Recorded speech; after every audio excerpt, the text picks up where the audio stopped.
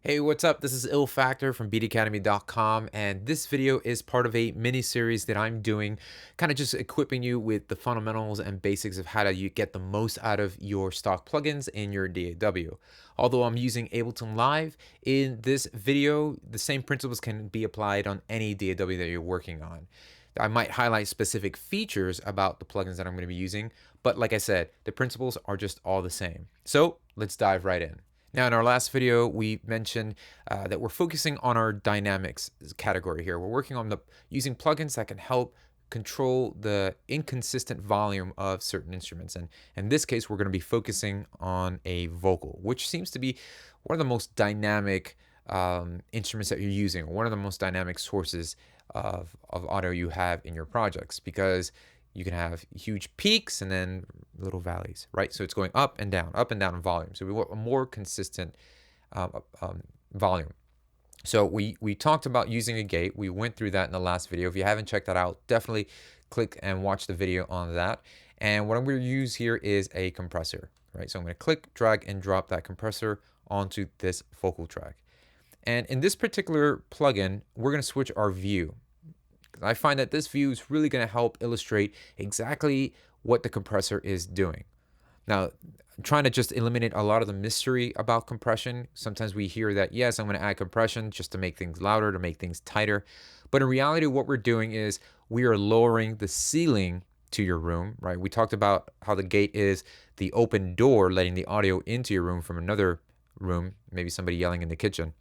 But now what we're doing is we're allowing the ceiling to come down so that the tallest person in the room has to kind of bend down so that they kind of meet the same height as the average person in that room. So let me just illustrate it to you like this. Let's say that you have about 3 people in the room. One is about 9 feet tall and the other 2 are roughly around the same size, 5 feet tall. So that means that the ceiling is going to go down 4 feet, so that the person who's 9 feet tall has to bend down and is about the same height as everybody else in that room. That's what the compressor threshold is doing. The compressor threshold is allowing you to say, when audio passes this blue line, negative 13 dB in this case, when audio passes that blue line, I want you to bring that audio back down below that blue line. So this is really used as a tool to control dynamics. Let's focus in on the vocal that we're using. You know our love has me wide awake tonight. So we have that, you know I love, right? Kind of jumps out. So we're going to lower the threshold right about here. You know our love has me wide awake tonight. And as you can see here, the audio that's passing that threshold is what is being reduced to go below that threshold again. So it's literally just pushing the audio back below the blue line, the threshold. And there's certain attributes on a compressor that will determine how it actually goes about doing that. So the ratio of a compressor, I just want you to think about it as the strength, right? That is the strength. That is how strong the compressor is becoming when it's reducing that audio. Right now, it's at 2-to-1. So if we were to increase the ratio, let's say 6-to-1, that means you got 6 people in the room versus that one guy, right? So, that one guy has, a pretty slim chance of winning that fight. So 6-to-1, let's just play that and see what it does. You know our love has me wide awake tonight. As you can see here, it's actually having a more dramatic effect. We haven't touched anything else but just the ratio. So the ratio would be the strength. How strong is that compressor going to reduce the gain of that audio that passes the threshold? So the way you train your ear to know when you should increase or decrease the ratio is it affecting the audio? Is it doing too much compression, right? Is the compression too strong? And is it squeezing the life away from the vocal or whatever audio you're applying it to? You know our love. Now crank it over here. You know our love has me wide. bring it right back to maybe 2 to 1.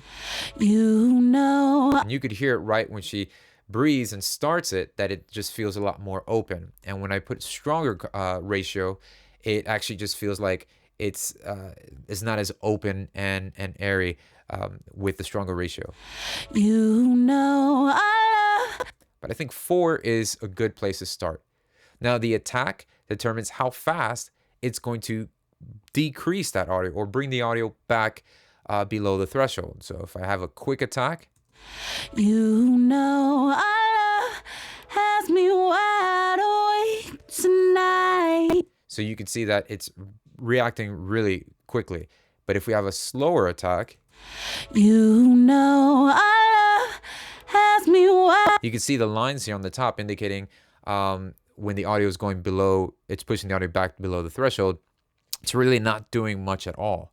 So another way to think of the attack is how fast is that? How fast is the compressor going to react? Slow attack will just, it will take its time. That's why a slow attack will probably be best when compressing a big sum of audio, maybe like on the master bus or things like that, because you're allowing more of the transients, the initial punchiness of the sound come through. You want to reduce the punchiness of the sound, well then have a faster attack. You know I love. So maybe medium would be a good balance. And release is simply how fast does the compressor go right back up from bringing the audio back down. Fast release. You know I love has me wide awake. So there's a lot of action, there's a lot of moving parts going on, and you get this pumpy type of feel to it when the release is completely down. So this is all going to determine on what it is that you're focusing in on to control, like what is it that you're looking for when using the compressor when controlling that audio. In this case, in this vocal, I want a more balanced volume or more balanced. I want to control those dynamics. I want just an even, smooth, consistent volume from the vocal. So I'm going to go ahead and maybe not kill her initial attacks or the transients. Maybe have a medium attack here, and we'll have maybe like a slow medium or just a medium release as well. And I'll probably increase the ratio just a little bit. You know I love has me wide awake tonight. Now, you can also set the release to auto. It'll take up a little bit of CPU resources, but it's allowing the compressor to automatically determine when to let go of that sound, and it'll snap it right back. So you can play around with it and see if you like the responses, or just leave it on the release there. Then we're heading over here to what exactly is it that it's going to focus on. Is it the peak? Is it the most highest part of the volume? Is it the peaks? Or do you want to focus on compressing the overall average volume? Now, usually with something like this, like vocals, I want to focus on the peak. I want the initial, those little things that just jump out at you. I want that to be controlled. But if I'm looking for like an overall average volume, then that's something that for the long term, I want to be more controlled. So think of it, peak might be great for like compressing the peak could be really good and useful for individual items that have really loud moments and then immediate short moments and things like that. So you can control those loud moments and lower the ceiling. RMS might be something you could utilize and use for just an overall average. Maybe again for a track that is being routed with, maybe it's a drums all together, maybe it's just a whole mix. You can try switching that up. And then you have expand, which is basically now flipping the compressor. It's working the opposite way. Instead of reducing the audio, it's going to lift it up. Instead of lowering the ceiling, you're actually going to raise the floor so that the person actually stands up higher than everybody else in the room. You know I love has me wide awake tonight, awake tonight. And the same rules apply. The ratio will determine.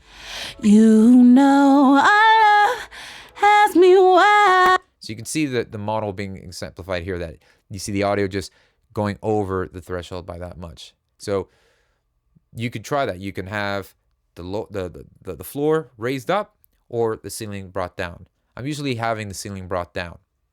So this will determine if, let's just give a number because we don't actually see a gain reduction. We're not seeing how much we're having that audio go below the threshold.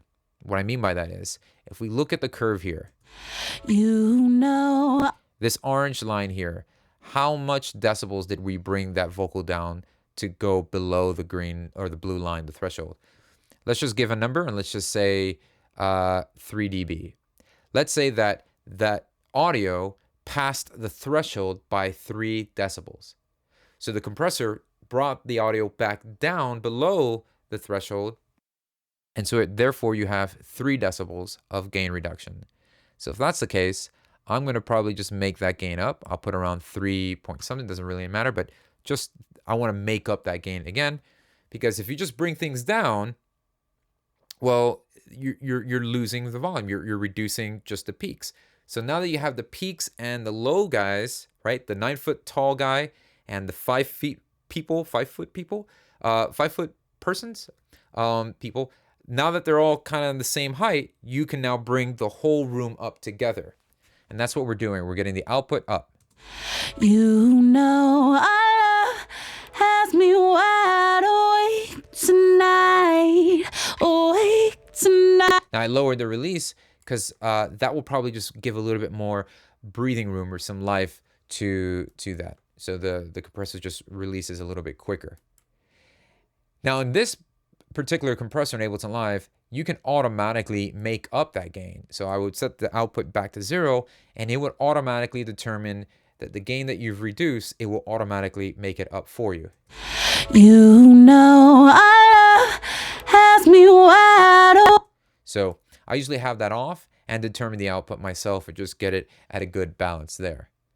You notice that there's a dry and wet knob here, and that allows you to actually mix both the dry signal that's not been compressed along with the compressed signal, so that you can just have either a little bit of the uncompressed signal with the compressed signal living together. And we call that parallel compression, meaning that you're hearing a dry and a wet at the same time. This could be very useful. I like keeping some of the body from the dry signal, but yet adding some, or the other way, I like reducing some of the transients and having the body stand out more with the compressed signal. So you can play back and forth by adjusting the dry and wet. And then you'll find most compressors have the option to have a soft knee or a hard knee option. And basically what that means is when you have hard knee enabled in your compressor, the compressor will kick in immediately the audio passes the threshold. That's when it snaps into action. But a soft knee means that it'll gradually start to work the closer the audio gets to the threshold. So do you want it immediate? It's not to be confused with the attack. The attack is once audio passes the threshold, that's how it's going to react.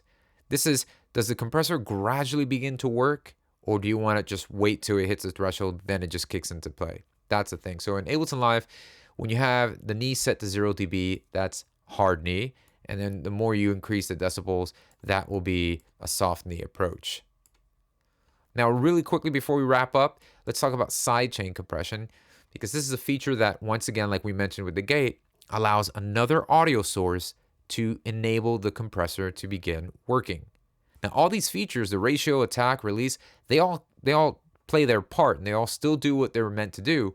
But when you have a sidechain enabled, this allows another source of audio to say, vocals, get out of the way every time you hear, in this case, the kick, right? So we're going to have the kick sidechain the compressor. So every time you hear the kick, the vocal is going to be compressed purposely out of the way. It's going to reduce decibels. It's going to create the vocals to go back or duck, and the kick will be a lot more present. So you can see it visually there. When the kick is played, the compressor begins to react.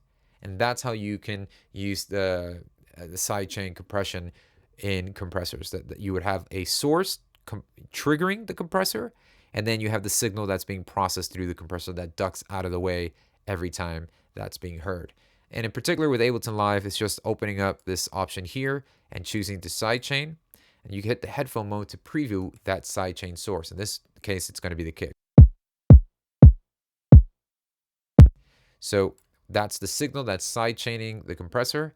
You can even have multiple things, maybe just like a drum loop, but you don't want the whole drum loop to trigger. You just want like the kick in the drum loop, where you can enable the EQ and you can determine a low pass and just say anything below 216 hertz, that signal is what I want to trigger the sidechain. You know. In this case, since it is a kick, we're still getting that signal predominantly through. Well, I hope this has been a helpful video for you, digging a little deeper and understanding how these stock plugins that you have in your DAW can really help you shape the overall audio and control the dynamics of your mix. So stay tuned, subscribe so you can follow up with this little mini series that I'm putting together, trying to really just get the most out of the stock plugins that you have in your DAW.